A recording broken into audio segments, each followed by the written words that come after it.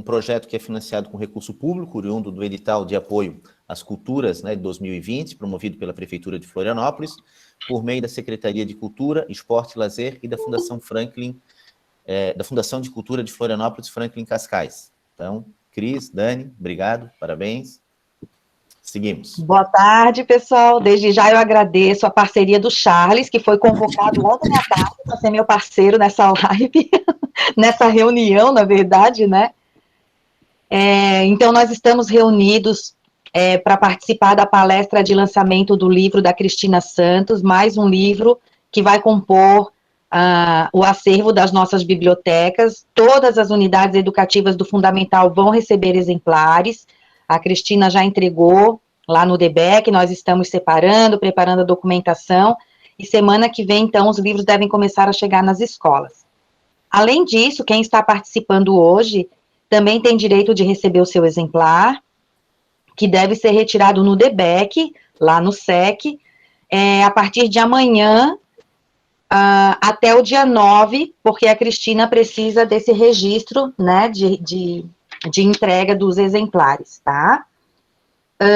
A partir de amanhã, vocês podem passar lá no DBEC a partir das 10, e na sexta e na segunda, das 8 ao meio-dia e da 1 às 5, tá?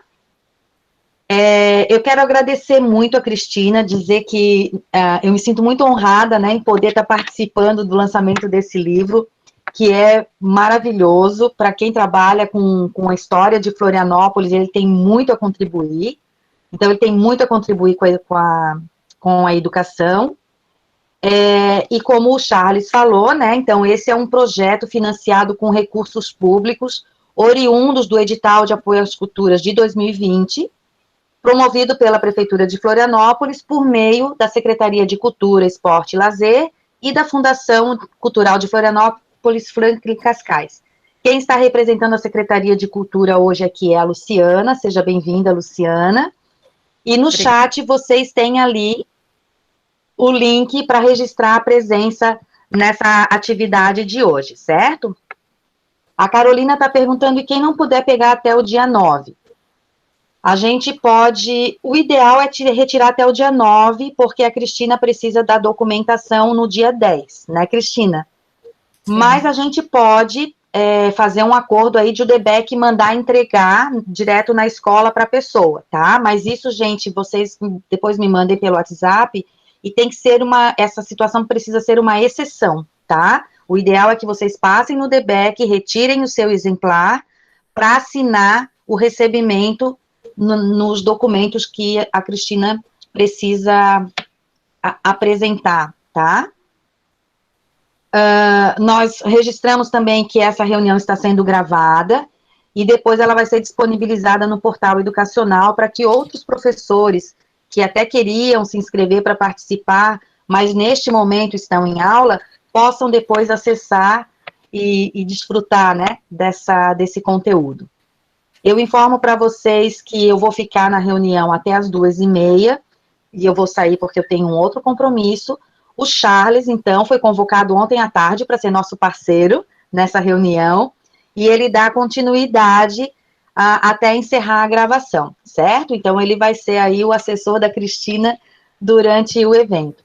Quero dizer que somos todos colegas. Se alguma coisa, por acaso, não sair como esperado, né, Cristina, que às vezes a tecnologia nos atrapalha um pouco, todos somos companheiros, viu? Ninguém está aqui para cobrar, a gente está aqui para receber e para compartilhar.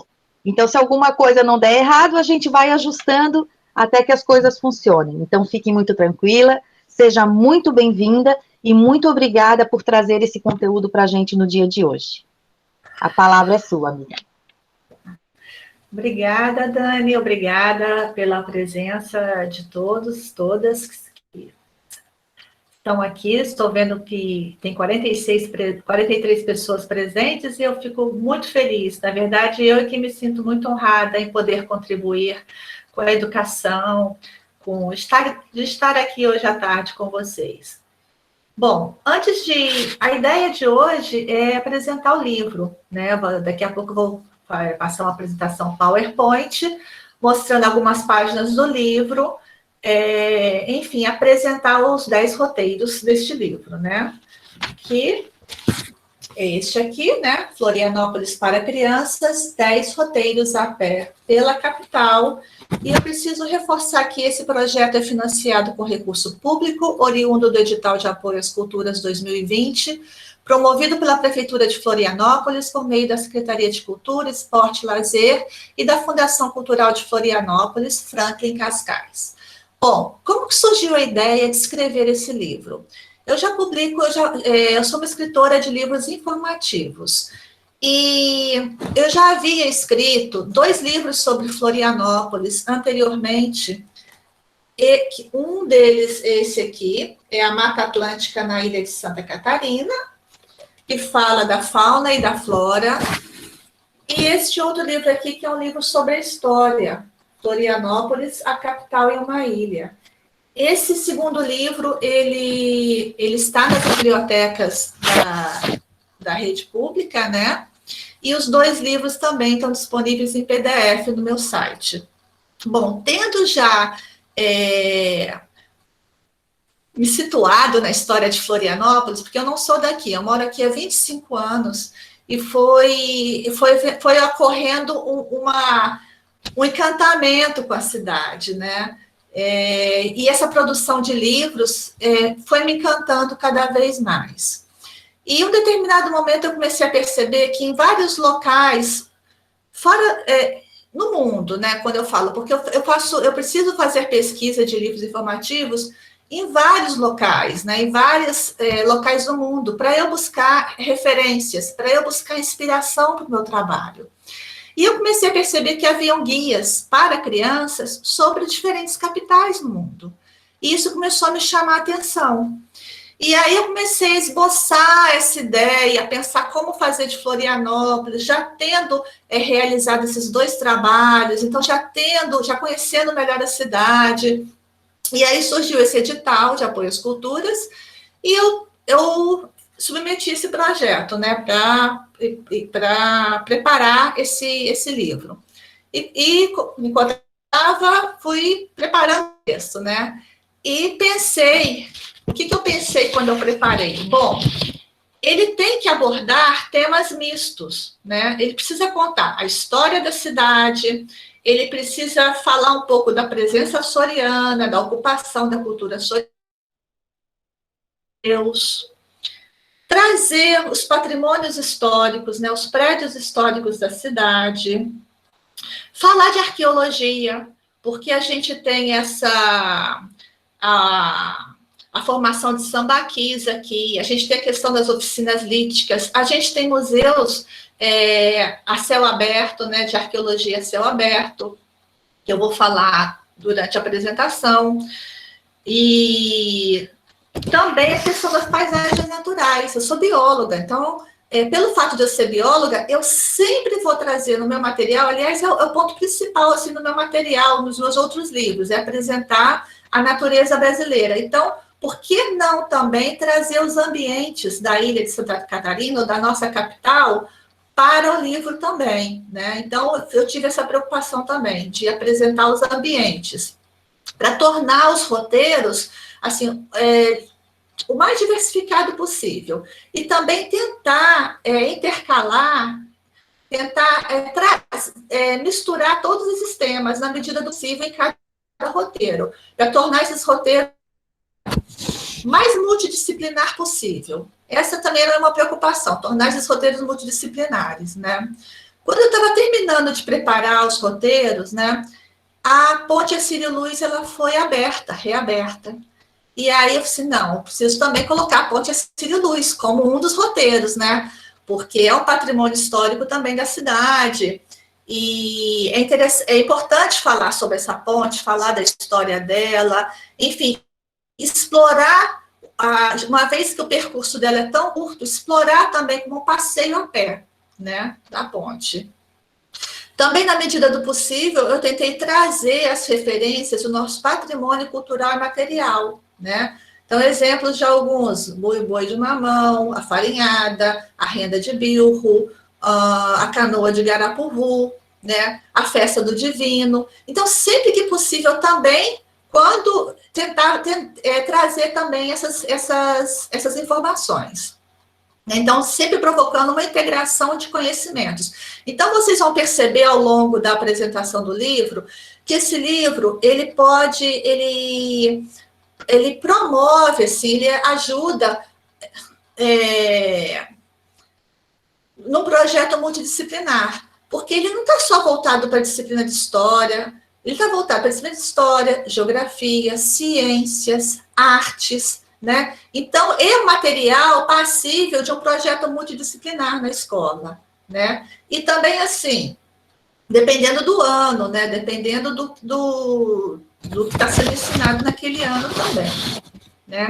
É um livro onde a fotografia é bastante explorada, né? Então, tem 71, nesses 10 roteiros são apresentadas 181 fotografias, tá? E vocês também vão ver que cada roteiro, na abertura de cada roteiro, é um mapa apresentando esse roteiro. Por que ter esse mapa? Para trabalhar a questão da orientação espacial, né? O mapa, a questão do mapa, ela é importante sempre para adulto, para criança, acho que não importa a idade. Você situa, contextualiza o que você vai olhar, você mapeia as ruas que estão ao redor, né?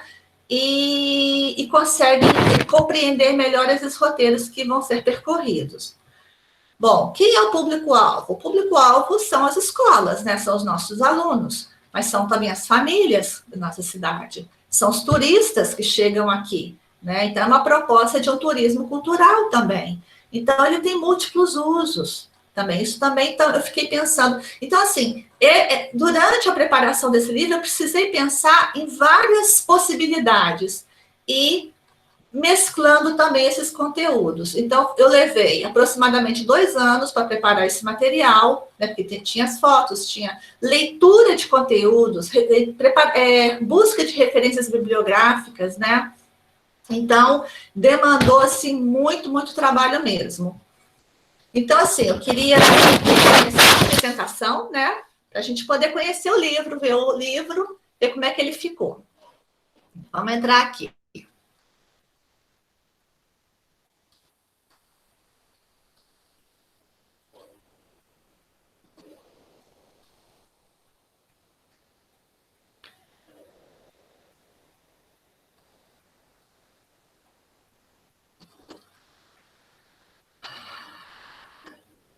Ele entrou? Espera aí. Vou apresentar. Tá. Todo mundo está vendo? Sim. Sim? Tá. Sim. Tá bom, obrigada. Obrigada pelo feedback. Então, essa é a capa do livro, né? Algumas fotografias já são apresentadas na capa. As fotografias é de um jovem de 19 anos, chamado Theo Takase. E na contracapa a gente tem as logos. Vocês conseguem ver o cursor se movimentando na tela? O cursor aparece para vocês? Sim? Sim. Tá, ótimo. Então tá. Então vamos começar.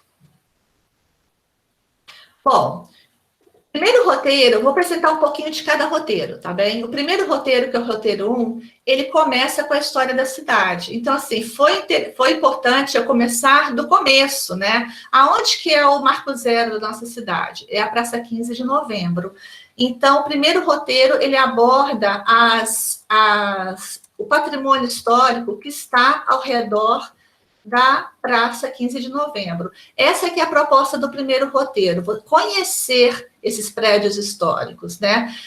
Não só, assim, uma coisa que eu queria falar, sempre que o roteiro começa, tem um texto introdutório para situar o leitor, para falar um pouco do que vai ser conhecido, do que vai ser apresentado, contar a história daquele lugar, né? Então, foi importante, nesse primeiro momento, contar a história da fundação de Desterro, né, por Francisco Dias Velho, contar que essa fundação, essa presença, ela não deu muito certo, porque ele acabou sendo morto por piratas, e que depois houve a chegada dos dos açorianos, em 1748. Então, isso é contado, e é contado também o momento que a cidade muda de nome, né? Que ela passa a se chamar Florianópolis, e o contexto em que isso se deu. Então, há toda uma apresentação, uma história inicial da cidade nesse momento, né? E em outros momentos, a gente vai ver que tem a apresentação de outros momentos históricos.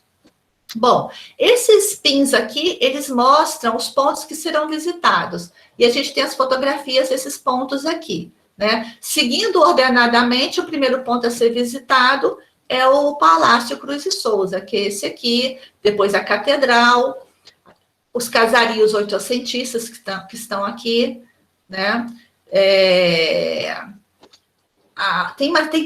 Tem outras casas antigas, tem a Casa de Câmara e Cadeia. Então, o que deve ser reforçado aqui é que aqui a gente tem construções do século XVIII, XIX e XX, né? E a diferença dessa arquitetura, como que se dá a diferença dessa arquitetura? Então, falar sobre educação patrimonial, né? Falar dessas diferenças desses prédios, né? Como que... Então, é abordada a arquitetura eclética, é abordado a arquitetura arte déco, como é que se diferencia uma arquitetura eclética, quais são as características. No momento que a gente consegue perceber o que é uma arquitetura eclética, qualquer cidade brasileira qualquer cidade mesmo, pode ser até no interior, a gente vai bater o olho naquela construção e vai perceber, opa, essa é uma arquitetura eclética, porque ela tem uma série de singularidades, né, que mostram isso, detalhes, é uma arquitetura rica em detalhes. E ela surge depois da proclamação da República. Então, quando a gente olha aqui esses casarios aqui, oitocentistas, eles são do período anterior, né, no período colonial. Então, a própria arquitetura presente aqui ao redor da Praça 15, ela aparece, ela apresenta esses diferentes momentos históricos. E essa arquitetura que aparece aqui do outro lado da praça, onde está ali a Marisa, né, aquela loja Marisa e tudo, que é esse trecho aqui que eu estou me referindo como número 11, esses prédios aqui, eles contam bastante sobre como era, como se situava aquele momento, o que tinha aqui? Tinham hotéis, tinham quartos, tinham lojas específicas no andar de baixo, hotéis nos andares de cima. Então, a gente entende como é que se dava a dinâmica da cidade antigamente, né? Como é que era a dinâmica, a atmosfera, essa palavra eu queria encontrar, a atmosfera da Praça 15, no período que tudo começou, né? Quando a gente fala do século XVIII, quando a gente fala do início dos anos 1800, quando a gente fala do início dos anos 1900. Então, toda essa atmosfera, ela é apresentada, né?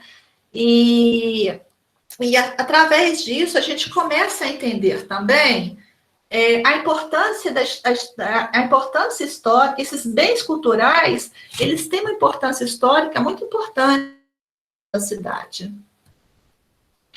Então, como eu já comentei, aqui tem o Palácio Cruz de Souza, ele é apresentado em detalhes na parte externa, a descrição é feita também na parte interna, há um convite para observar todo o detalhamento, então aqui está uma brincadeira do que você consegue ver, né? O piso em frente ao palácio, o piso da calçada, né, que é todo trabalhado. Então, é provocar um exercício no olhar, um exercício da observação. E as crianças, elas são muito boas nisso, né, em captar detalhes. Muito melhor que nós, né. Então, eu vou passando por todos os pontos. Aqui está o ponto 4, que é esse casarão eclético, que é um prédio histórico, que é o Ministério da Fazenda, né? Não Ministério, é um local que trata, que agrega o patrimônio da União de Santa Catarina. Que ao lado já tem outra marcação, que seria o 3, que está na página anterior, que mostra os sobrados oitocentistas. E essas duas casas que são mostradas aqui, ó, Teatro Armação, Casa de Itália, eu falo especialmente desses dois, falo da estrutura interna dessas casas, como se dava a moradia, né, naquela época. E assim vai, vou falando dos outros, né? Então, está aqui o 10. O 10 eu retomo novamente a arquitetura eclética, que são esses prédios aqui que estão nessa página, e eu conto um pouquinho da história de cada um, né? Então, esses 2 prédios estão nas extremidades, a gente tem esses prédios aqui no meio. E é muito gostoso, assim, pegar o livro, ir para lá, nesses locais, e ir identificando os prédios, e saber a história de cada um, né? Tentar entender como se dava a história na cidade, né? Esse roteiro, ele termina na Praça 15. E aí eu chamo a atenção para o piso Petit Pavé, que tem vários desenhos, né? Feitos por Assis, é o projeto de Assis, e cada um deles tem um nome, tem uma designação. E eu nunca tinha notado esses desenhos no piso, eu só fui notar quando eu fui preparar o livro, eu descobri que tinha um livro específico mostrando esses desenhos, né? Detalhando esses desenhos. Então, eu faço uma brincadeira de localizar esses desenhos e fazer uma observação, né, nessa arte, né, que aqui é chamado Petit Pavé, mas em outros locais é chamado como calçada portuguesa, onde a combinação das pedras brancas e pretas, você pode fazer várias combinações de desenhos. O 2 já é um outro roteiro também. Os primeiros 4 roteiros, eles focam no centro da cidade. O 2, ele está propondo a observação de aonde o mar chegava, né? A linha do mar, como o mar estava próximo do centro, né? Antes do grande aterro da década de 70. E aí a gente tem o mapa aqui do segundo roteiro. Eu coloquei aqui, a gente conseguiu colocar a linha do mar, aonde o mar chegava, né? Para a gente poder ter uma ideia. E a ideia é, a cada momento, chamar a atenção para, durante o passeio, aonde o mar estava, né? Sempre chama atenção. O mar, você está vendo um determinado ponto? O mar estava aqui. Então, por onde começar, né? Justamente pelo Miramar, né? Que é o ponto 1, que eu acho que é o ponto que mais chama atenção no centro para mostrar aonde o mar chegava. E ele termina aqui em cima, ó, no 10, que é a Igreja Nossa Senhora do Rosário. E vocês vão entender depois por que eu afastei do mar, vim aqui para cima, para chegar até a Igreja Nossa Senhora do Rosário. Bom, no Miramar, a gente tem essa estrutura aqui, né, que apresenta onde ficava o Miramar. Esses pilares aqui mostram justamente esse percurso aqui, olha. E o Miramar estava aqui atrás, o bar Miramar. E os barcos paravam aqui do lado para subida e descida de passageiros, né? Essa é uma cópia de uma obra de Aldo Beck, que foi cedida por um parente dele, que eu pude colocar aqui. Mas uma coisa também bem interessante de ser vista quando estiver lá, é que aqui do lado, olha, também tem uma calçada em pedra portuguesa que faz o desenho do mar.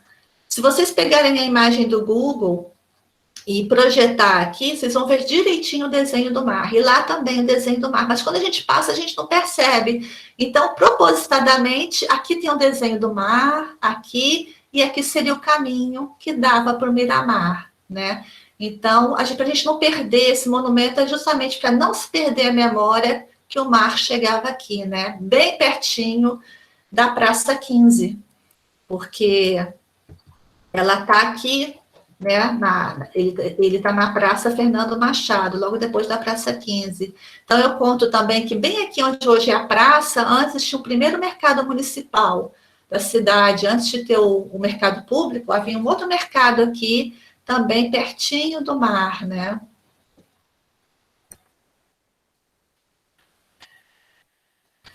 E vou falando de outros elementos também, esse mosaico que tem aqui perto, enfim, tem vários pontos, a alfândega, né, o prédio da alfândega, que não pode ser esquecido, o novo Largo da Alfândega, eu falo sobre ele, eu falo que desses desenhos aqui em cima que lembram a Renda de Bilro, aqui é um lugar assim espetacular, passeando aqui no período da manhã, toda essa renda de Bilbo, que esses desenhos, eles ficam projetados aqui no chão. Então, tem uma fotografia no livro que mostra isso, né? Essa passagem aqui do novo Largo da Alfândega. Tem um museu aqui, que é o número 3, que é esse aqui, olha. É um museu naval, onde tem réplicas de embarcações do período imperial, depois embarcações utilizadas na Guerra do Paraguai, e até mesmo equipamentos que foram encontrados de navios piratas. Então, é um lugar também divertido, né, para ser visitado. Nesse lugar aqui, que está pertinho da praça, que é esse 3 aqui, desculpa, o Museu Naval é o 4, ele está aqui, não dá para ver, está aqui debaixo. Mas o 3, esse Museu do Saneamento, é onde a gente tem vários elementos também do passado, e tem uma mureta aqui, onde a gente pode ver que o mar também chegava aqui, né?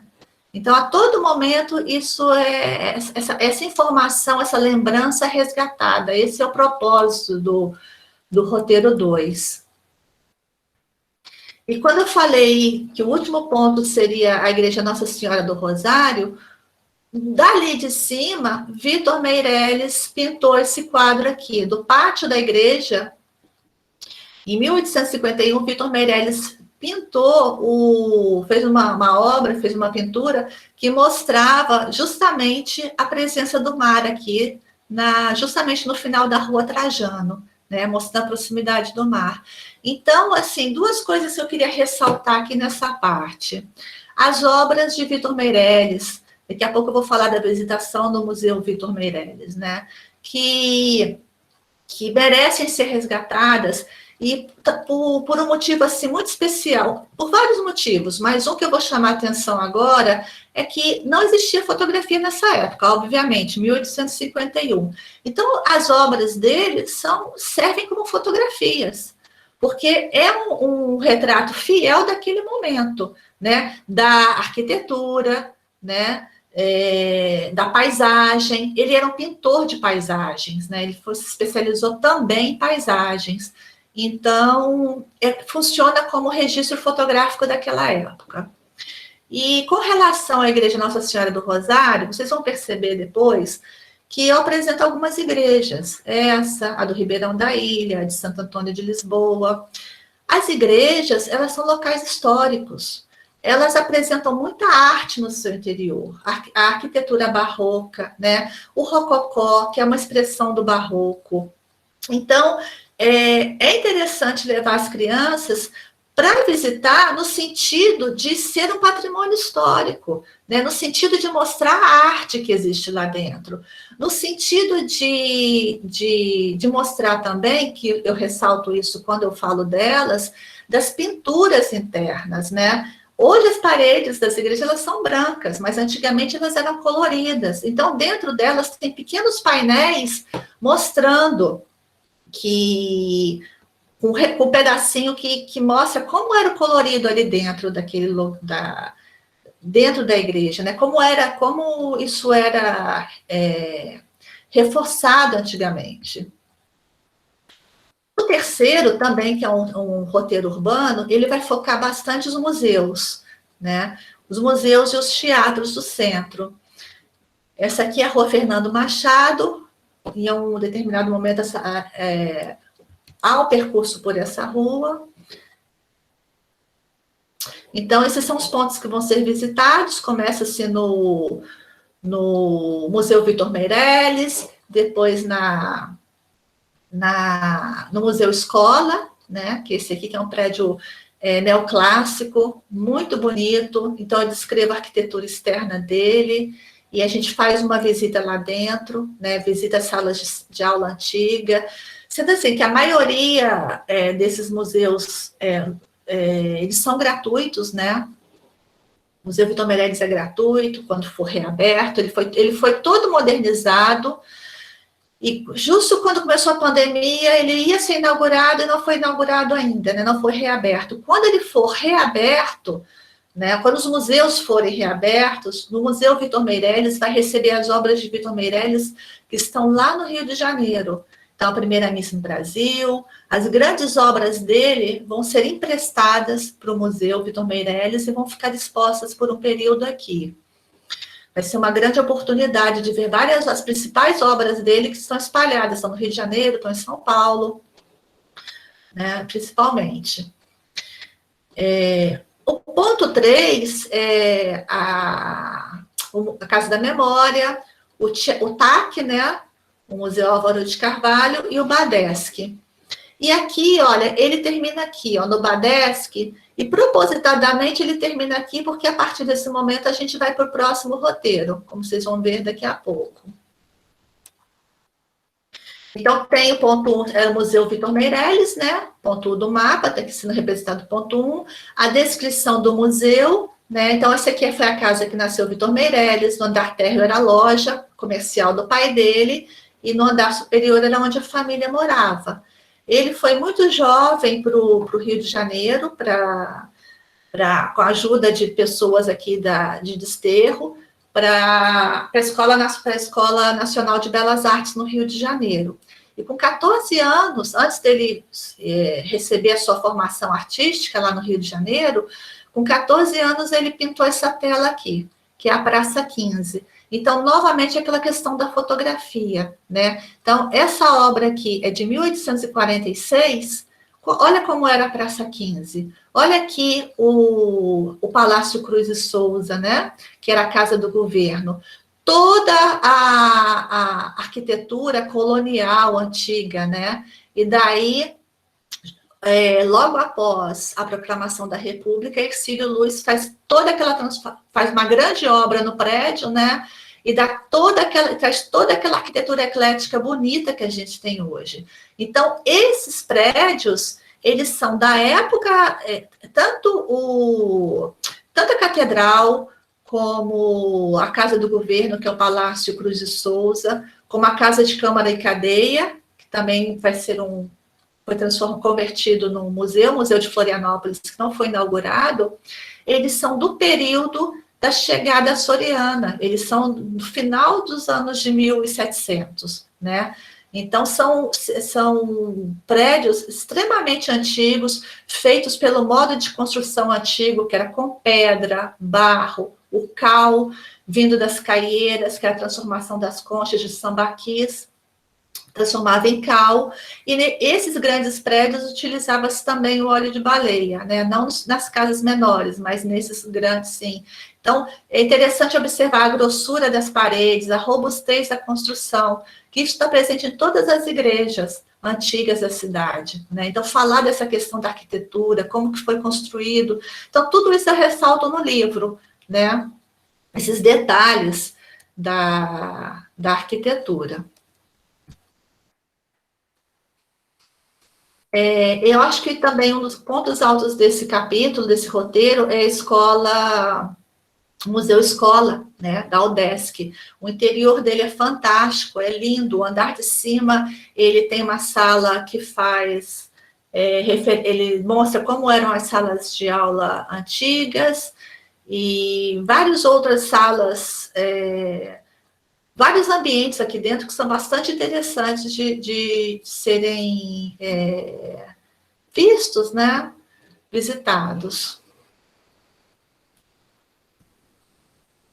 Esse é o último roteiro urbano, que é a Praça Getúlio Vargas, ou a Praça Corpo de Bombeiros, e esse local é um local interessante, importante de ser visitado, porque toda a arquitetura ao redor da praça, ela é uma arquitetura histórica, ela está tombada pelo patrimônio histórico, né?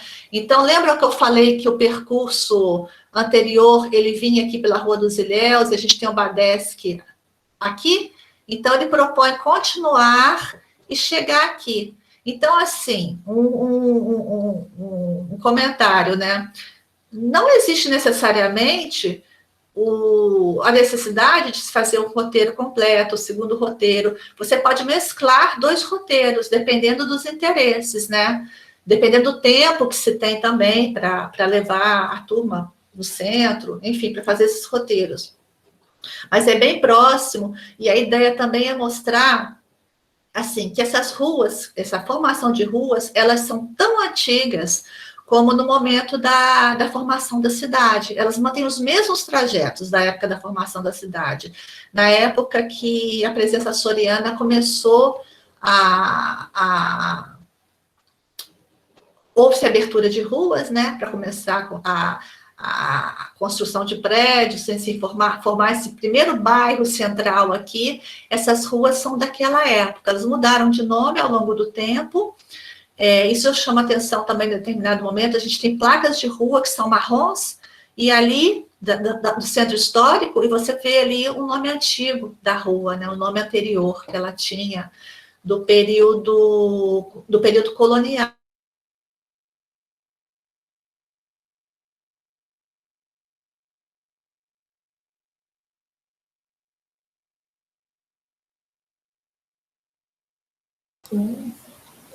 Deu uma travadinha, pessoal?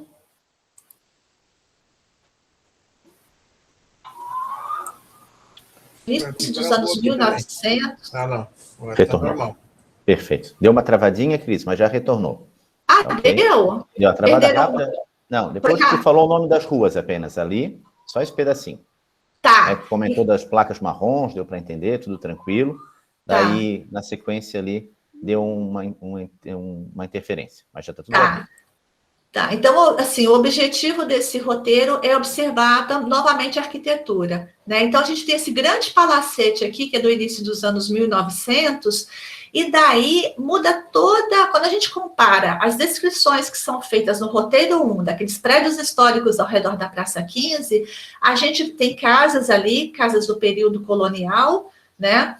Quando eu falei ali do Teatro Armação, aqueles prédios próximos ali da Fernando Machado, a maneira como são prédios, são casas completamente diferentes. A gente já tem, aquelas eram todas voltadas para a rua, com a porta virada para a rua. Agora não, agora a gente tem uma entrada lateral, um alpendrezinho aqui. A gente tem um aspecto bastante luxuoso dessas casas.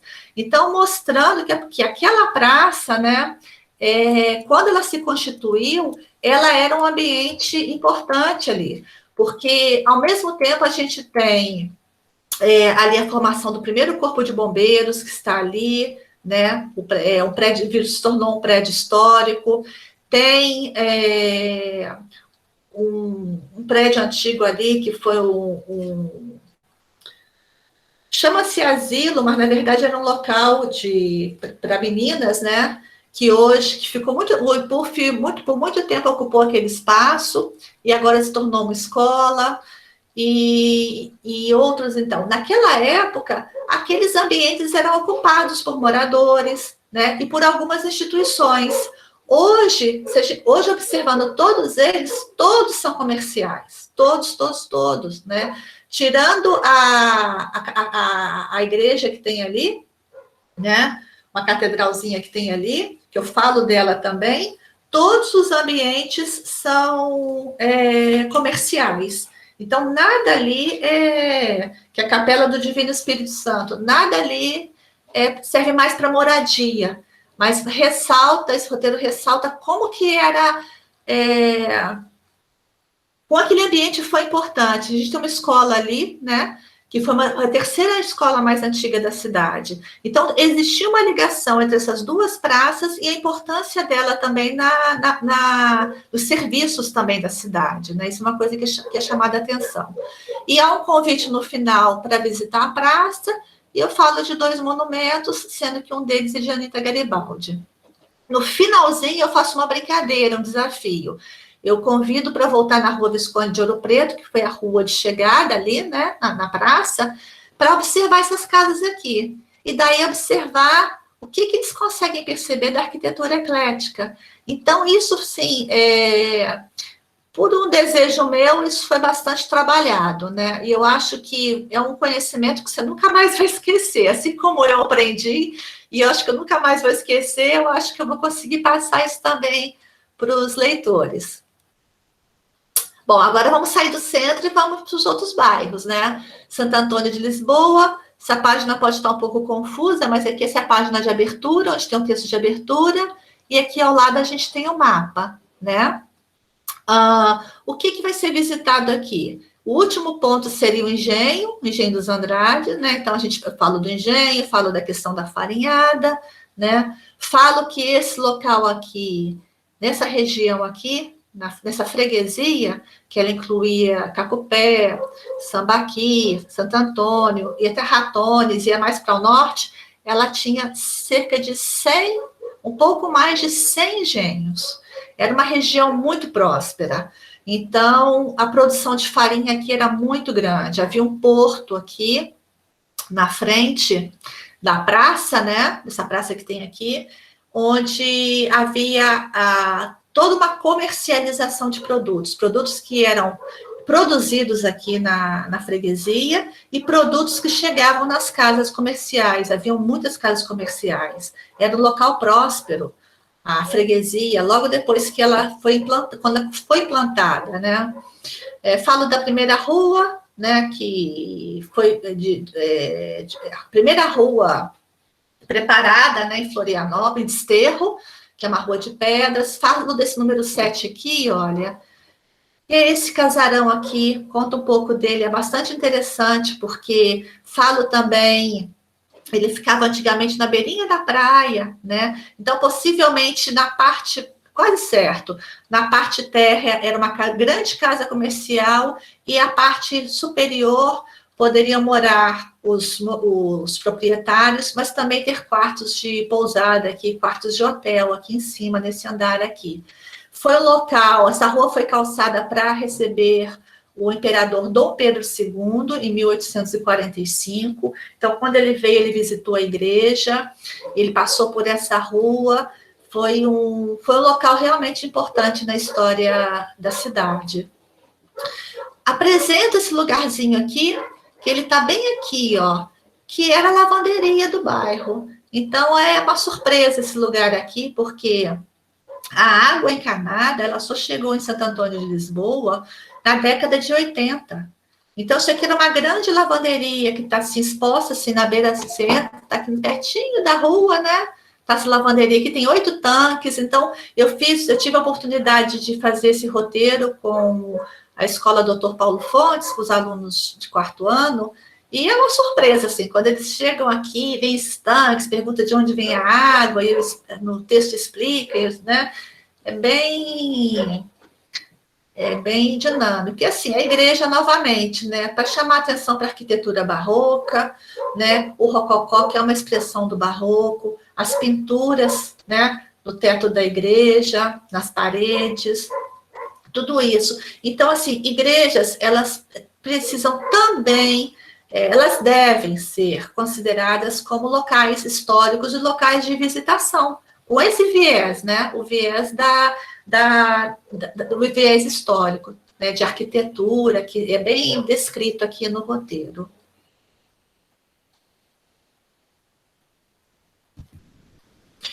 Então, aqui alguns dos pontos, né?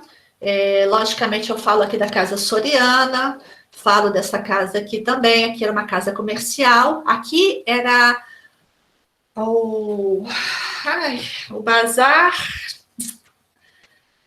Meu Deus, não queria esquecer isso. Deixa eu pegar aqui, dar uma olhadinha aqui. Bazar Mansur. O Bazar Mansur, ele ficava aqui, e aqui na frente dele tem uma outra casa, que se chama Casa da Renda de Birro, que está aqui até hoje. Então, era uma família libanesa que construiu essa casa que está aqui na frente, né, o casal de sobrenome Mansur, e eles construíram essa casa aqui no início de 1900, finalzinho de 1800, e era um bazar. A Casa Soriana, ela não se sabe se inicialmente ela já, no momento que ela foi construída, já foi moradia, mas tudo indica que ela era uma casa que já foi construída com o intuito de casa comercial. Então, a descrição das telhas que foram feitas manualmente, né, essa calçada de pedras, então tudo isso é descrito, a luminária, né, as ruas eram iluminadas com óleo de baleia, depois, mais tarde, a querosene. E aí, quando há aquela visita do primeiro roteiro, onde se propõe também a visita no mercado público, eu falo para visitar o Bazar Mansur, que é o primeiro, é a primeira loja, é a loja mais antiga que a gente tem no mercado público, é justamente o Bazar Mansur, que saiu daqui de Santo Antônio e foi lá para o mercado público depois. O roteiro 6, ele fala da Praia dos Ingleses, museus arqueológicos a céu aberto. É um dos roteiros mais incríveis e mais lindos que eu acho, né, eu considero, porque ele fala do museu das oficinas líticas, né? Então, vamos abrir o mapa. Chegando aqui nessa rua, é uma rua que chega na Praia dos Ingleses, que é na ponta direita da Praia dos Ingleses. A outra ponta lá é as Gaivotas, né? Então, é a ponta direita aqui da Praia dos Ingleses. A gente tem bem aqui nesse número 2 o Museu a Céu Aberto das Oficinas Líticas, que eu vou falar daqui a pouco, mas aqui a gente tem no 1 aqui, é o Museu do Naufrágio. Esse Museu do Naufrágio, ele é muito interessante, é muito bacana de ser visitado, porque ele conta a história do navio pirata, justamente dos piratas que, através de estudos de arqueologia, esse navio, ele naufragou a 50 metros aqui, ó, da praia. E eles conseguiram coletar uma parte do naufrágio, que está dentro desse museu. A maior parte continua no fundo do mar, depende ainda de financiamento, né, para retirada. E várias coisas estão expostas aqui do naufrágio, e através da pesquisa de documentos históricos, né, de museus, os pesquisadores conseguiram determinar que esse foi o navio de Thomas Friends, que foi justamente o pirata que matou o Dias Velho, né? Então, aqui a gente faz uma conexão lá com o roteiro 1, com a história da fundação de Desterro, de Nossa Senhora do Desterro por Dias Velho. Então, aqui conta a história de como se deu a morte dele, né? Propõe também um passeio pela Restinga aqui, né? Depois, é uma sugestão para fazer esse percurso aqui, eu falo a distância, não é muito longa, para se visitar o Museu Arqueológico, né, do Costão do Santinho, onde tem as inscrições rupestres. Mas o ponto alto mesmo seria o Museu do Naufrágio e o Museu das Oficinas Líticas. Então, tem algumas fotos aqui do museu, né? E eu faço uma descrição dos tipos de marcas que foram deixadas pelo povo sambaqui. Tudo indica que já existiam, né? Essas marcações começaram a ser feitas há 6.000 anos atrás. Não há como precisar isso, datar, né? Mas é o que os arqueólogos dizem. E a gente tem várias marcações, a côncava, a convexa e os riscos, né? Então, para se confeccionar os diferentes tipos de artefatos, né? Pontas de lança, machadinhas, e até mesmo zoólitos, que são objetos de pedra com formatos de animais. Há no final desse roteiro uma sugestão de 2 passeios para se ver mais, de conhecer mais oficinas líticas e também para conhecer os artefatos. Um é a Ilha do Campeche e o outro é um museu que está no Colégio Catarinense, que se chama Museu do Homem de Sambaqui, né? Onde esses artefatos estão lá. Foi feita uma coleta arqueológica, né, desses artefatos, e eles estão dispostos lá, um museu gratuito também. Então, são 2 passeios que se complementam, né? É a visita ao Museu das Oficinas Líticas, né? Mostrando que nesse local se fazia esses instrumentos, esses objetos, e depois conhecer os objetos. E chama atenção também que, a partir do momento que você conhece essas marcações aqui, visitando outras praias na ilha de Santa Catarina, você vai conseguir identificar isso aqui também, porque essas oficinas elas estão presentes em várias praias, né? Em outras praias também. Então, é uma maneira de conhecer. Uma vez eu estava apresentando e uma criança falou assim, eu já vi isso perto de Rio. Sim, é verdade. Esses povos que viviam também próximos de rios, eles buscavam as grandes rochas para confeccionar os seus artefatos, né? Então, perto de águas, a gente nota isso, né?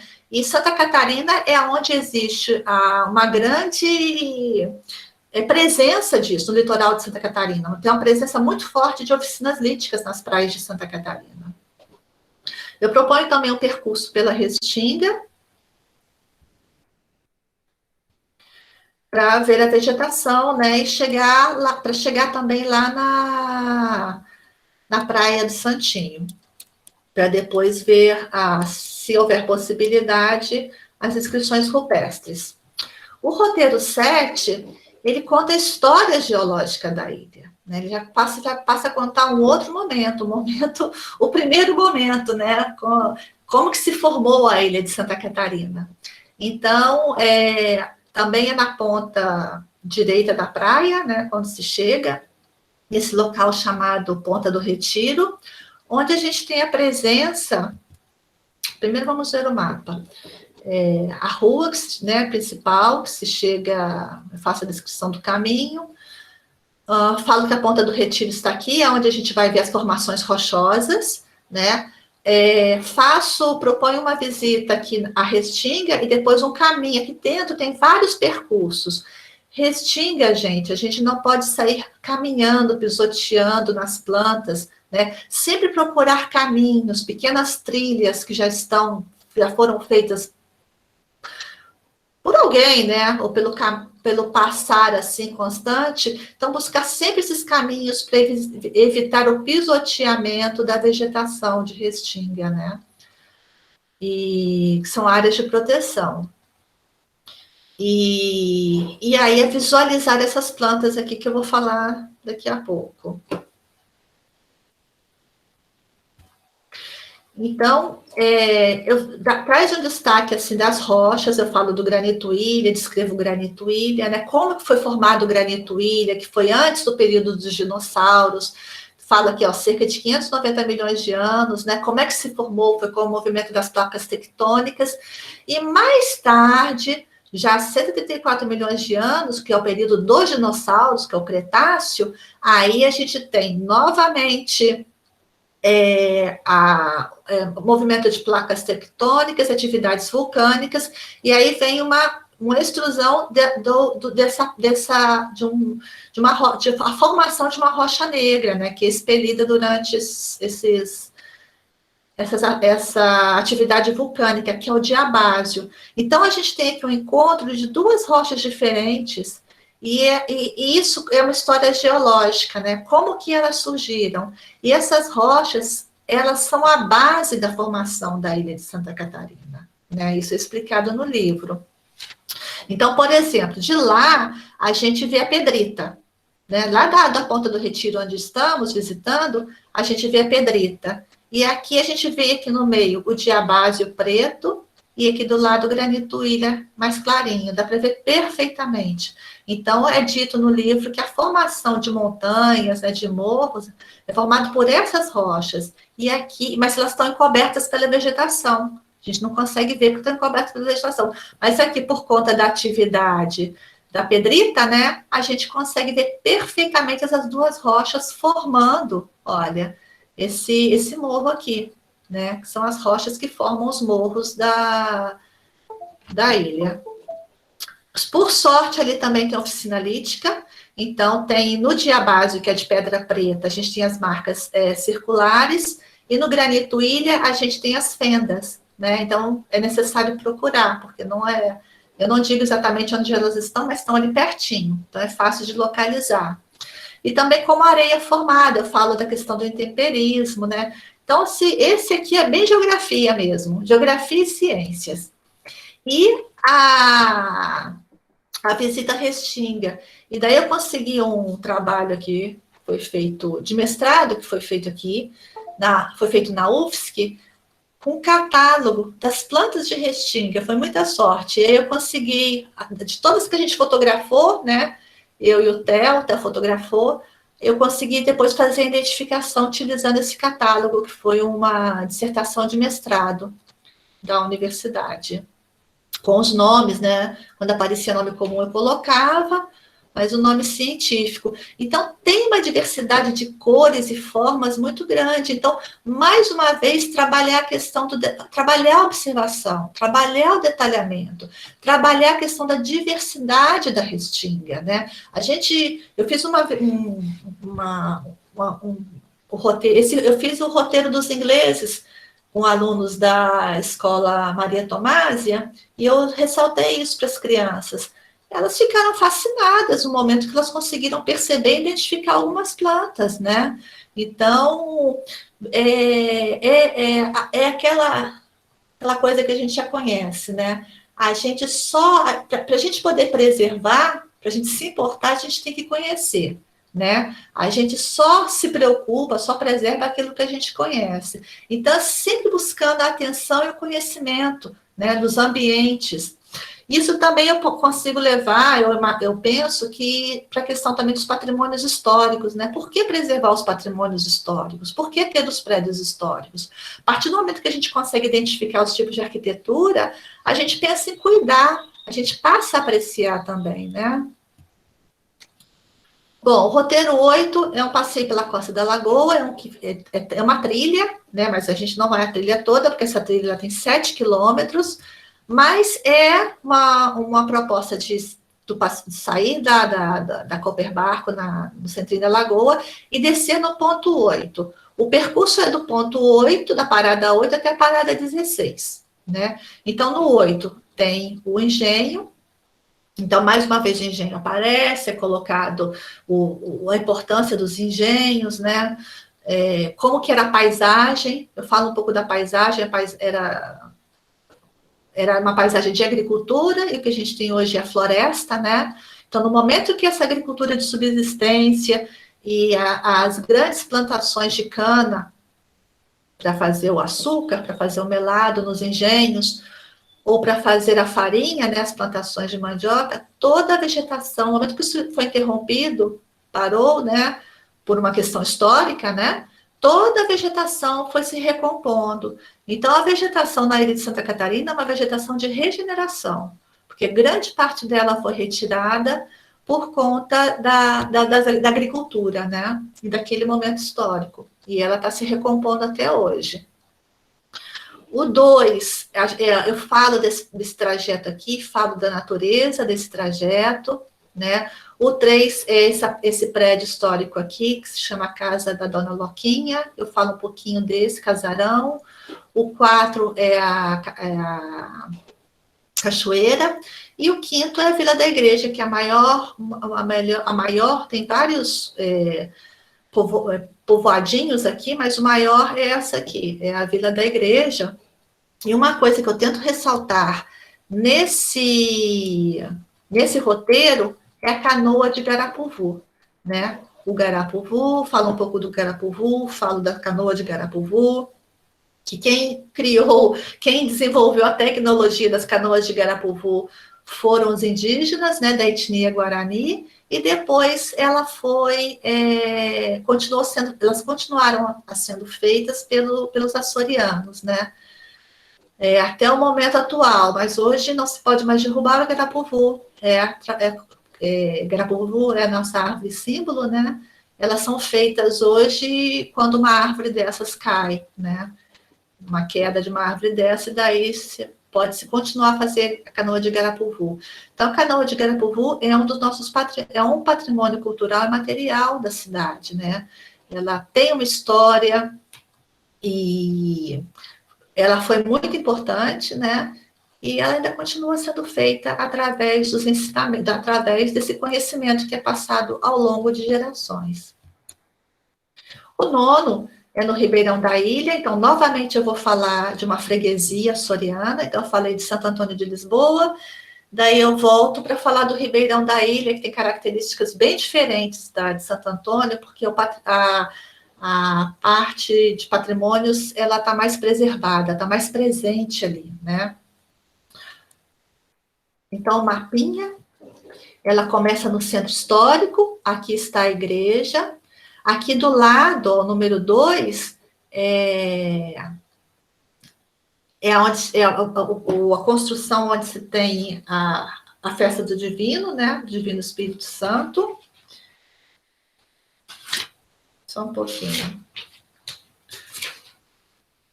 Chama-se Império do Divino, que eu estava tentando lembrar. Império do Divino, então, onde é guardado todo o material da festa do Divino, né? Que também é um patrimônio cultural e material da cidade, do nosso município. E o 3 aqui, olha, é o Morro do Ribeirão. É o morro mais alto, é a parte mais alta que se tem na ilha de Santa Catarina, o Morro do Ribeirão. É o morro mais alto da ilha e ele tem 532 metros de altura. Então, eu só queria ler uma passagenzinha aqui, ó, que é falada no livro, de um livro que foi escrito em 1900 por Virgílio Várzea. O que ele fala do Ribeirão? A zona do Ribeirão é quase toda agrícola e, pelas suas encostas e planos, floresce a mandioca, a cana-de-açúcar, o milho, o feijão e o café, em amplos quadrados de terreno de um verde variegado. Então, ele descreve toda a paisagem formada por culturas, né? Lógico que a gente também tinha aqui muitos engenhos de farinha, muitos engenhos de cana, muitas olarias para se fabricar o tijolo, a telha das casas de forma artesanal e caieiras, que pegavam as conchas dos sambaquis e as transformavam em cal. Não é à toa que a gente tem um bairro aqui, ó, lá no finalzinho, a 10 quilômetros do centro histórico, chamada de Caieira, né? Fazendo, possivelmente ali havia algumas caieiras ou uma grande caieira. E hoje eu ressalto, né, que do outro lado tem a Lagoa do Peri, né, do Morro do Ribeirão. E de onde que vem essa água? Né? Vem justamente do morro, da capacidade dessa floresta que se formou, né? E grande parte dela permaneceu, mas ela foi se regenerando de levar água, né?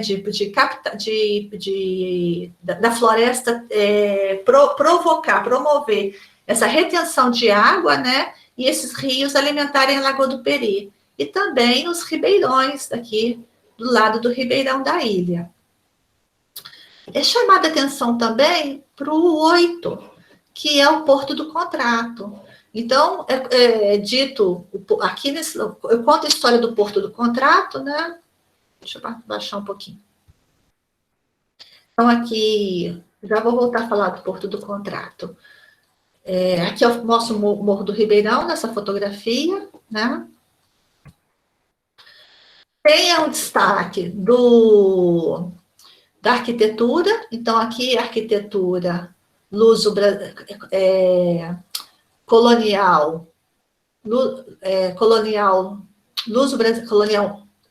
luso-brasileira, e aqui é eclética. Então a gente tem mais antiga. A eclética, às vezes, ela é dessa mesma época, mas ela sofre transformações na sua fachada, né? Para adquirir toda essa beleza aqui da arquitetura eclética. Também propõe uma visita ao museu que se chama como que se chama esse museu, gente? Deixa eu olhar aqui. É muita informação, tá? É muita informação mesmo. Ecomuseu do Ribeirão da Ilha, né?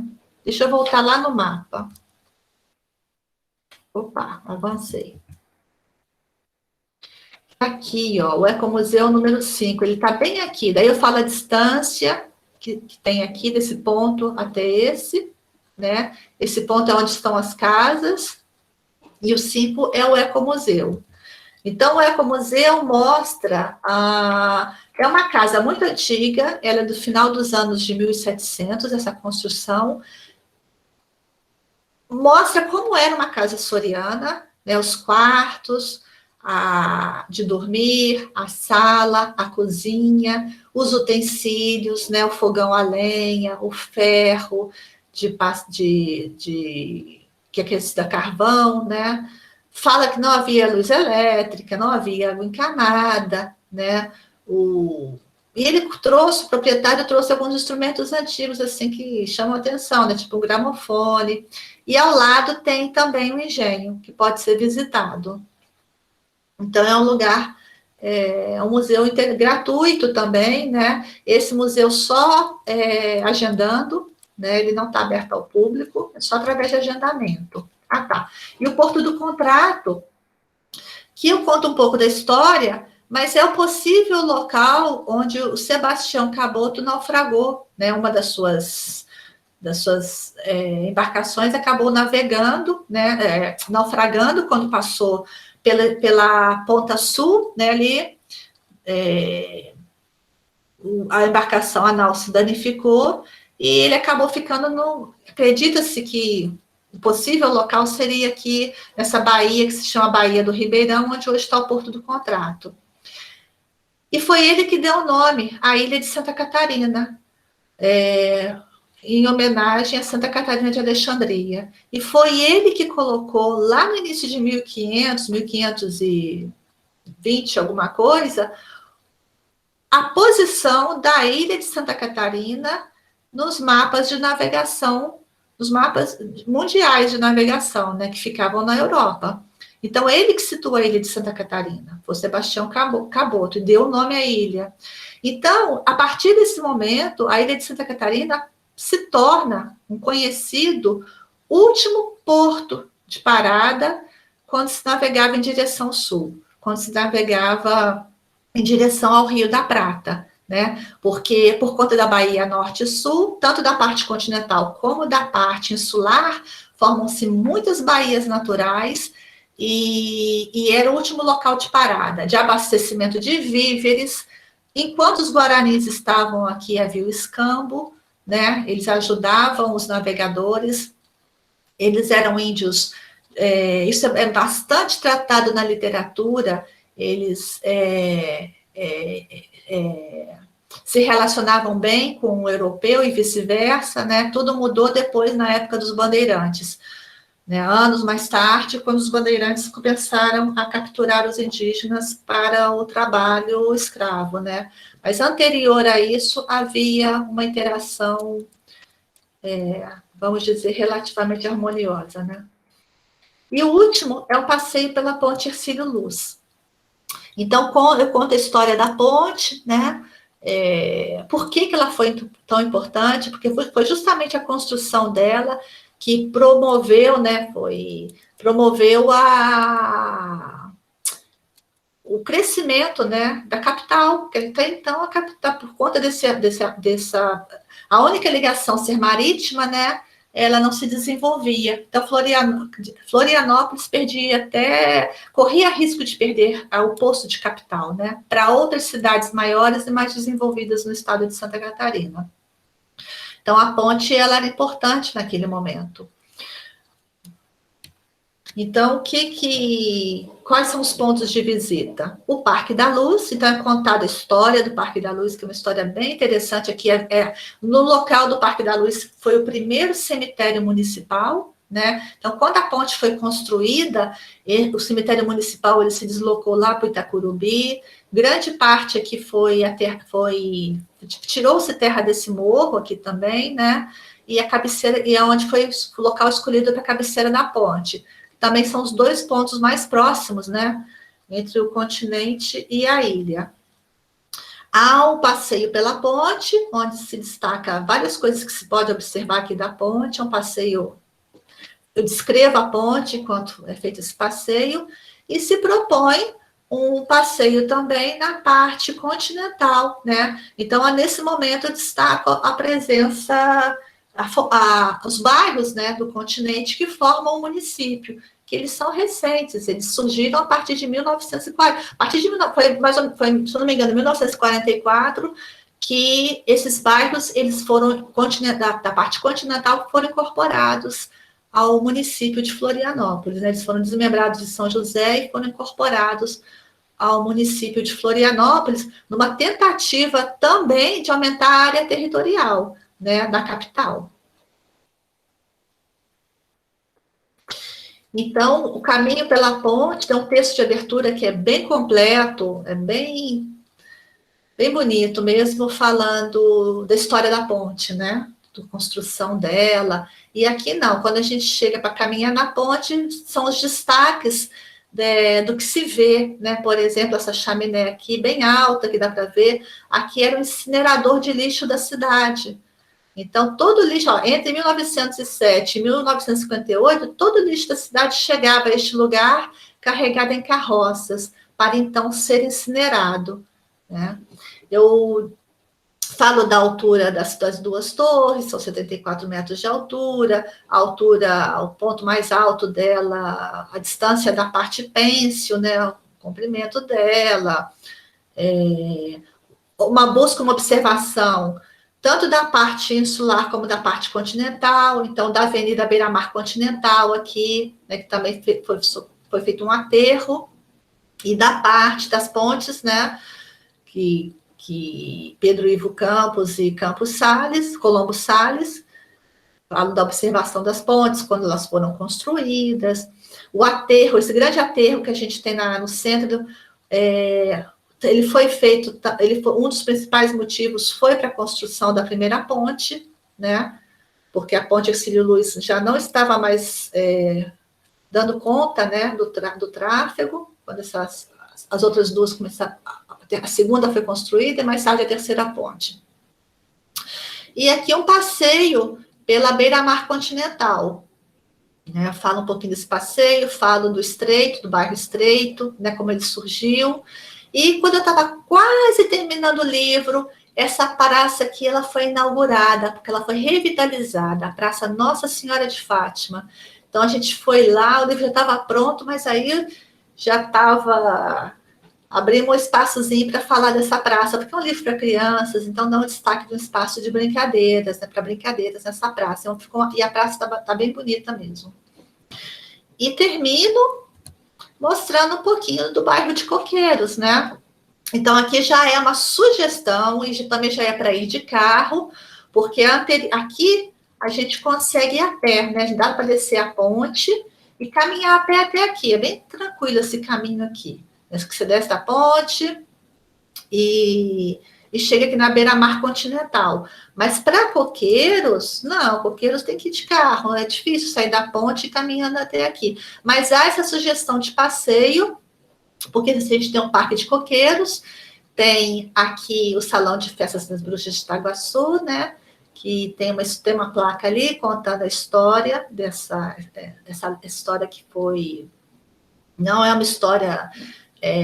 de Franklin Cascais, mas ela foi feita a partir das lendas que Franklin Cascais escreveu, né? Todo o material que ele deixou, né, de história, de lendas, de pesquisas que ele fez com o povo açoriano, para retratar a presença, né, do extraordinário, né, das bruxas. É bastante interessante um livro dele, onde ele traz esses contos, é muito legal. E próximo está o Museu de Assis, aí eu faço a referência à calçada, né, eu lembro que foi feita, a calçada foi justamente feita por esse artista aqui, né, e bem pertinho está um museu também, que a visitação é através de agendamento. Então, resumidamente, esse é o livro que propõe, que estimula passeios, né? Estimula a caminhada, estimula conhecer a cidade. Né? Provoca essa curiosidade, né? Provoca essa vontade, né? de pegar um livro, pegar o guia e percorrer esses roteiros, né? De uma forma que, mais uma vez, eu tento contextualizar vários elementos que estão presentes ali, seja arquitetura, seja arte, seja história, para poder tornar esses roteiros a visitação, né, mais interessante possível, mais produtiva possível, né, mais enriquecedora possível, né, e sempre trazendo a história daquele lugar junto. Então, assim, estou Estou aberta a... Vou parar um pouquinho, vou parar de falar um pouquinho, porque nosso tempo está quase acabando. Sim. Estou aberta a perguntas, dúvidas, comentários. Cristina, parabéns primeiro, né? Não apenas pelos roteiros escolhidos, mas pela didática utilizada, né? As ferramentas, a forma de conduzir esse processo. E nós que, né, fazemos isso, né? Tentamos fazer isso nas nossas aulas no mundo real. A Rô, que está aqui, que é bióloga, né? O Joaquim, que é outro professor da Escola do Mar, junto com o professor Aldonei, tentamos fazer esses roteiros, fizemos, né? Mas com uma visão um pouco mais superficial. Quando o Aldonei estava junto, falávamos da história, conseguimos resgatar, e quanto à obra, sem dúvida, isso vai enriquecer bastante, né? Até a Rosângela, que está aqui também presente, a gente já vinha conversando nos bastidores aqui via WhatsApp, de locais que vêm inspirando a gente, né? Muiara, da mesma forma aqui, pô, esse local a gente não conhece, aqui dá de fazer uma live, isso a gente não conhecia, né? Sem sombra de dúvidas, didaticamente, muito legal. E olha que, né, são 40 e poucos anos aqui na ilha, né?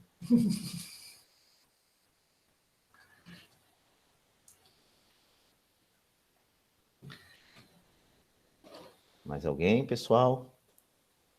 Sempre lembrando, né? É um projeto financiado com recurso público, né? Oriundo do edital de apoio à cultura 2020, promovido pela Prefeitura de Florianópolis, por meio da Secretaria de Cultura, Esporte e Lazer e da Fundação Cultural de Florianópolis, Franklin Cascais. Cris, meninas, meninos. Rô. Estou lendo aqui o chat, dizendo que vai enriquecer. Essa é a proposta mesmo. E eu acho assim que em algum momento, mais para frente, eu acho que a Dani não está mais presente, né? Isso, mas tentar. Hã? Ela teve que dar uma saída, exato. Ela precisou sair. Mas propor uma formação, né, deste livro aqui, sobre esse livro, para os professores, né? Para estimular mesmo o uso, trazer exemplos, né? Não apresentar dessa forma tão corrida, né? Que foi necessária pelo pouco tempo que tivemos, mas enfatizar algumas coisas, talvez fazer algum roteiro com professores, enfim, tentar trazer ele para a realidade mesmo, né? E eu percebo também que ele é possível de ser utilizado tanto para o Fundamental 1 como para o Fundamental 2, né? Rosângela levantou a mão.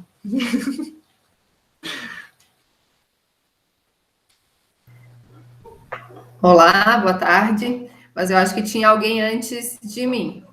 Tinha mais alguém com a mão levantada.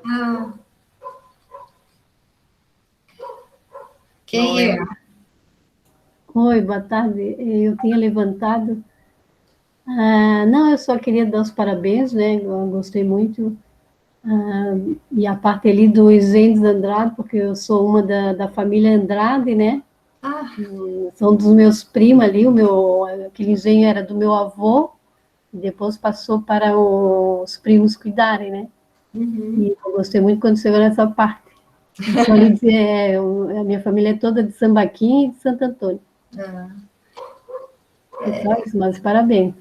O Cláudio faz um trabalho excepcional ali no engenho, recebendo as escolas, resgatando a memória, né? A importância dos engenhos, da farinhada, da culinária, né? Da culinária de engenho.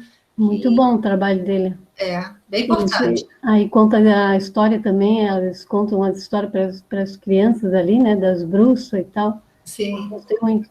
E também conheci, por coincidência, eu conheci uma prima aqui também, que é Andrade. Nós ficamos falando, conversando no chat.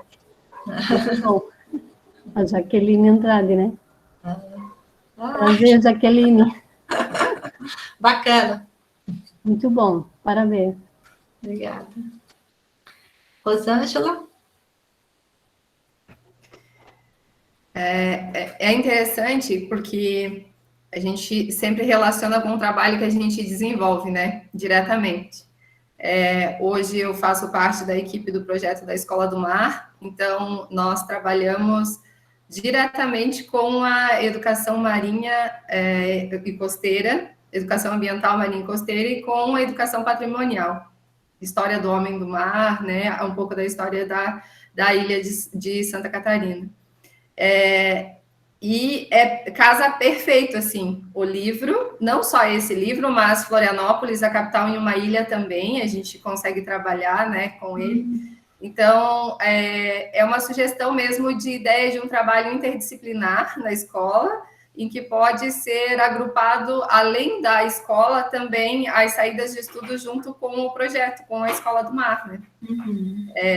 A gente não tem só as navegações, a gente tem trilhas também, e a gente estava conversando aqui nos bastidores, eu e o Charles, de onde a gente poderia propor a live que nós vamos fazer com a Cristina, né? Qual dos roteiros nós estávamos pensando em apresentar nessa live. Então, essa live que a gente fala, que acontece todas as sextas-feiras, ela também pode ser feita com a escola, né? A escola recebeu o livro da Cristina e gostaria de trabalhar com uma das turmas, achou um dos roteiros interessante, ela pode propor isso e ser feito realmente o roteiro na prática, como é a proposta da Cristina.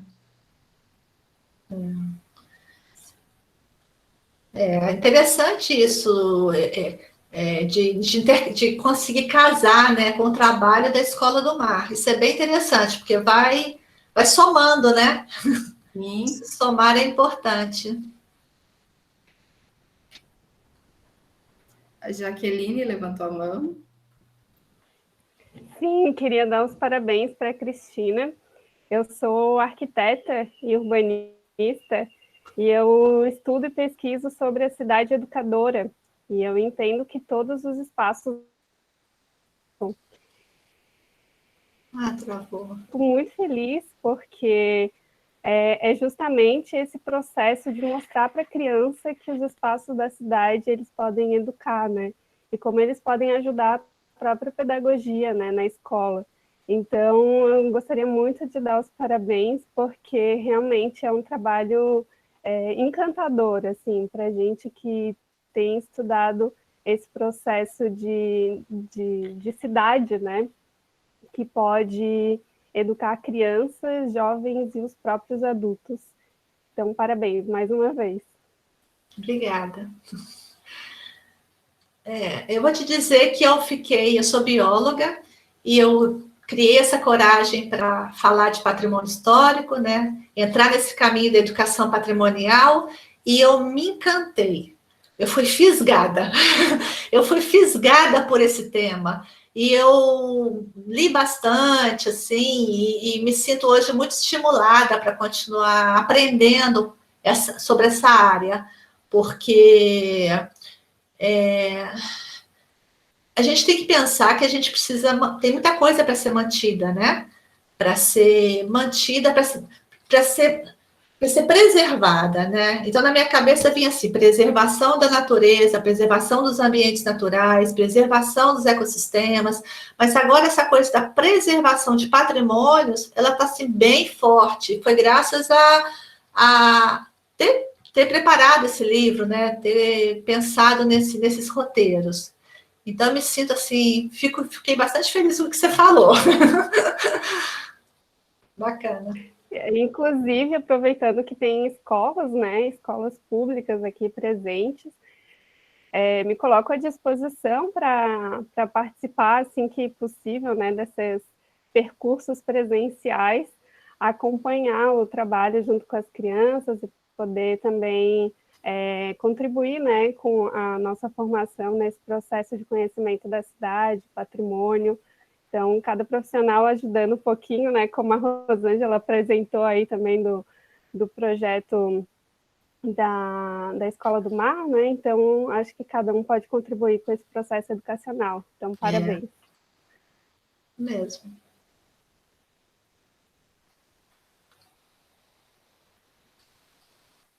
A Cris levantou a mão, né? Depois a Estela, se eu não me engano.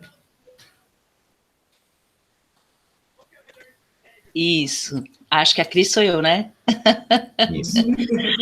Então, assim, dar os parabéns para minha xará, Cristina Santos, para a secretaria por ter trazido, assim, Ai, gente, eu fiquei aqui apaixonada, porque eu não sou de Florianópolis, mas já moro aqui desde 77, e como professora dos anos iniciais, o Charles me conhece, sabe que eu sou assim, eu já estou aqui preparando um roteiro para os alunos, já quero fazer o convite de antemão, assim que a gente puder, se não esse ano, talvez no ano que vem, vamos fazer um roteiro desse, assim, com a ajuda da Jaqueline, porque o que eu aprendi com a pandemia é que a gente não precisa somente da escola para ensinar, né? Não é só naquele quadrado da sala de aula que a gente aprende.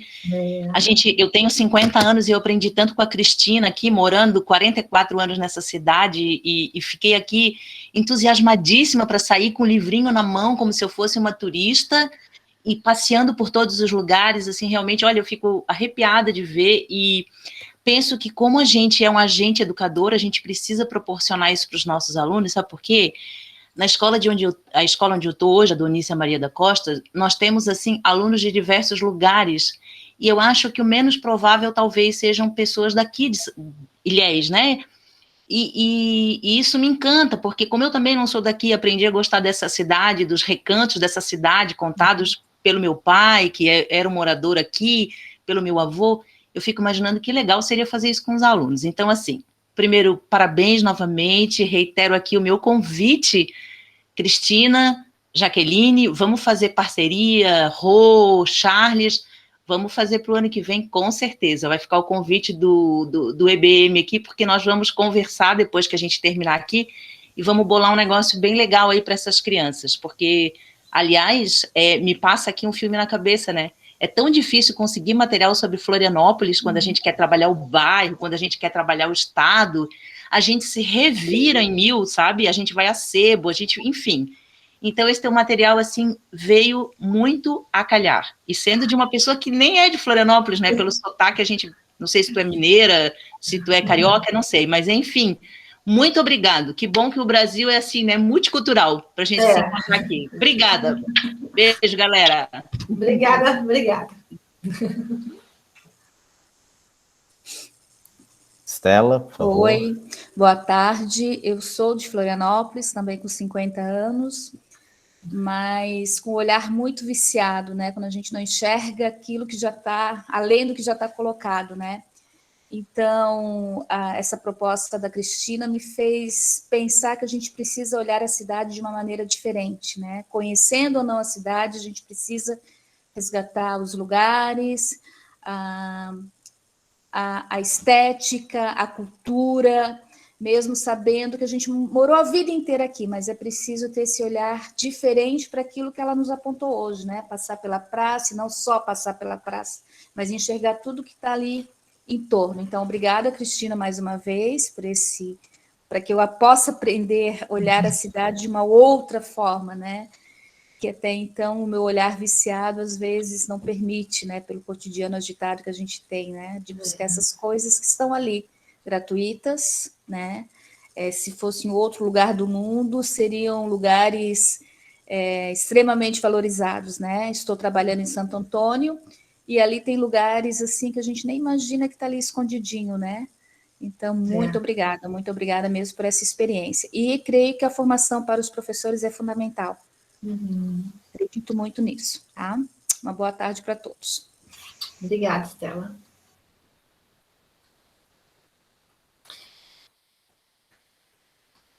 Mais alguém? Cris, vamos lá, né? Já deixaram os contatos ali, as pessoas, vai ficar gravado aqui, o material vai ficar disponibilizado no portal. Sobre quem não conseguiu a presença, a Fernanda tinha tido uma dificuldade ali, já registrei o nome aqui, vou passar depois para a Dani. No mais, vamos lá, Cris, meninas, meninos.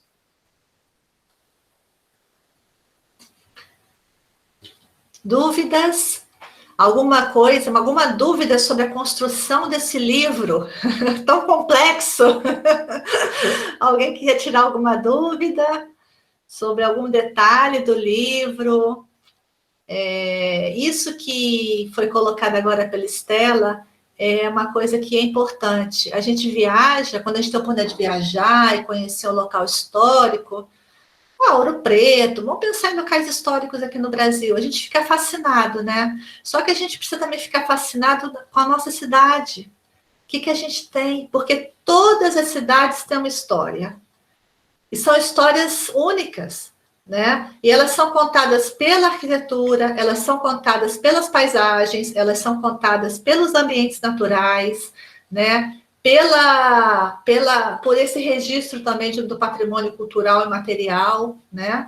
Então,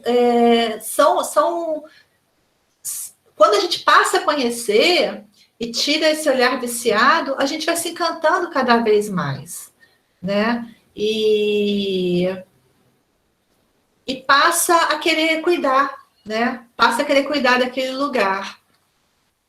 Então, é um processo mesmo, né? E eu acho que esse livro ele serve para estimular esse processo, serve para a ideia, né? É estimular isso, é estimular a observação, é estimular a atenção, né? Que vai tudo resultar depois no cuidado, no cuidar do local, né? Então, é por aí. E a questão também do pertencimento. Tem o guia Manezinho, que é o Rodrigo Stipe, que faz os tours pela cidade, né, um guia turístico muito importante aqui da cidade. Eu cheguei a acompanhar o trabalho dele em determinados momentos, e ele fala disso, da questão do pertencimento, né, de pertencer àquele lugar, cultivar isso, eu pertenço a esse lugar, né, o pertencimento. Então... E outro também, eu acho que quem está chegando, a gente está recebendo muita gente de fora, é passar a respeitar esse local, né? Entender o local, entender a cidade, entender entender isso de uma maneira geral. Por que a cidade não pode ser, por que essa modernização, essa transformação toda, o que isso vai levar, né? Então, primeiro a gente tem que entender o que a gente tem aqui, né? Apreciar isso, porque senão a gente vai modificar tanto esse lugar que ele vai se transformar em outro, completamente diferente do que a gente tem hoje, e vamos perder muita história, muita história mesmo, muita contribuição do passado, né? E isso, a gente só aprende a história de um lugar se a gente tiver esses lugares, né? Se esses lugares forem mantidos, forem preservados. Perfeito. Mais alguma consideração, pessoal?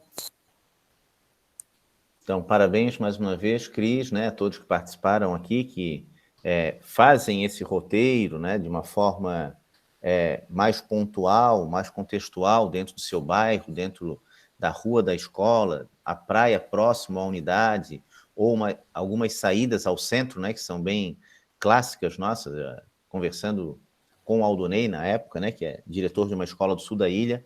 Ele falou de algumas oportunidades que ele acompanhou, da mesma forma o Joaquim, a Rosângela, com as intérpretes, a gente tem visto isso, né, trabalhos que elas acabam acompanhando junto às unidades. Eu não sabia, ela estava falando ali, eu estava doido para comentar o nome antigo das ruas, né, que estão nas placas na região central. Passo por ali há anos, há décadas, olhando, observando, e não sabia daquilo. Uhum. E daí, numa das lives que o próprio Aldonei se atentou para isso, né? O Joaquim também comentou, e hoje ela reforça isso, né? Que às vezes a gente fala o nome da Francisco Tolentino, mas tem uma história por trás daquilo, né? E tudo isso acaba fazendo a gente reviver e entender muito melhor esse contexto histórico mesmo, né? Que foge do livro, que foge da enciclopédia, que foge do mundo digital, né? E ela consegue congregar isso e motivar isso através da obra. Parabéns, Cris. Obrigada. Muito obrigada. Obrigada por esse momento.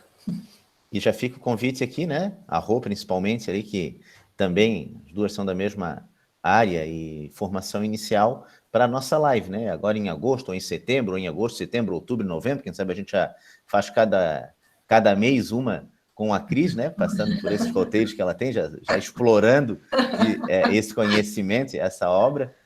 Nas nossas lives de sexta-feira, né? Em breve ela estará novamente com a gente, estamos fazendo os ajustes aqui. Esse mês também tem as comemorações relacionadas à Anita Garibaldi. Saindo daqui, a gente está indo, eu e a Muyara, provavelmente para ver a trilha do Dome da Oração, onde vai ser da próxima sexta esse roteiro, e sem dúvida a obra da Cris vem enriquecer muito, né, Rô?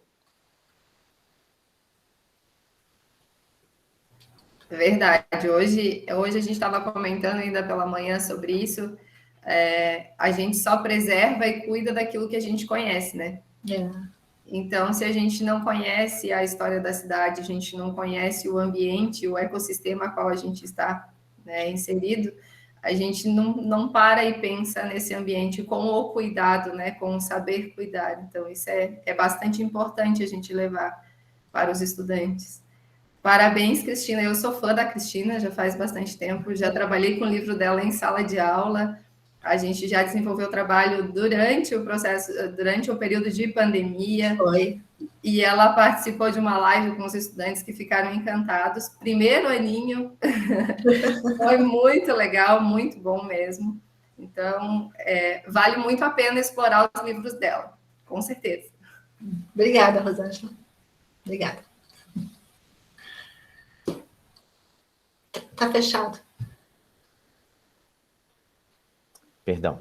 Então, mais uma vez, parabéns, né? Ficamos por aqui. O convite não é apenas a Cris dos Santos, né? Pode ser a Cris Correia, a Maria de Fátima, quando falou de alguém que tem na cidade, aqui no centro, um parente da família Andrade, quem sabe quando a gente retornar para cá, né, para falar sobre isso, a Jaque da mesma forma, né? Acho que aqui abre um leque de oportunidades, né, para a gente explorar isso, né?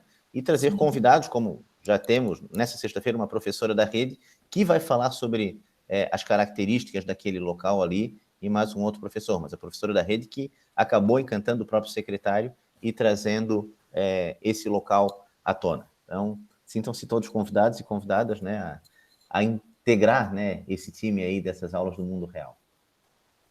Ok. Então tá, muito obrigada pela presença de todos, muito obrigada pela oportunidade. Foi muito bom. Obrigado.